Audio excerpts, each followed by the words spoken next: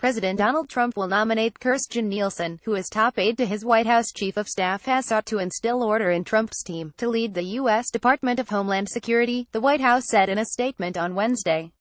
If confirmed by the Senate, Nielsen would take the reins at a sprawling department with more than 240,000 employees that is responsible for U.S. border and airport security, immigration policy, disaster response, refugee admissions and other matters. Nielsen, 45, is a cybersecurity expert with a considerable resume in Homeland Security that includes work at the department's Transportation Security Administration and on former Republican President George W. Bush's White House Homeland Security Council. Story continues below. Advertisement. Nielsen was retired Marine Corps General John Kelly's chief of staff when he was Secretary of Homeland Security during the opening months of Trump's presidency. Kelly brought her to the White House as his deputy when Trump named him chief of staff in July to replace Reince Priebus after only 6 months on the job. The nomination requires Senate confirmation. Nielsen's departure from the White House would mark the latest upheaval in Trump's White House team. She was responsible for carrying out some of Kelly's orders on who gets access to the president. As a result, she has irritated some White House officials who now have limited contact with Trump, according to sources familiar with the situation. Kelly has sought to bring more order to the chaotic West Wing since replacing Priebus. Trump has welcomed the changes to some extent, although he has privately confided to friends that the limitations on access to the Oval Office sometimes go too far. Putting Nielsen into the Homeland Security post will allow Trump and Kelly to keep a close eye on the department, but getting her out of the White House could permit some of Kelly's strictness to be relaxed. The department has been led by an acting secretary, Elaine Duke, since Kelly took the White House post. Cybersecurity is one of the primary issues under the Homeland Security Department's portfolio. Nielsen previously worked at a cyber think tank at George Washington University, blocks from the White House, and is considered well-versed in some of the more technical missions at the department, such as sharing cyber threat information with the private sector.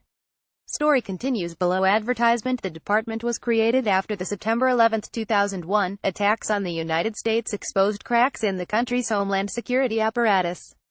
The appointment comes at a busy time for the department, with one of its agencies, the Federal Emergency Management Agency, overseeing disaster relief in hurricane-hit Puerto Rico, Texas and Florida, as well as wildfire-ravaged areas of California.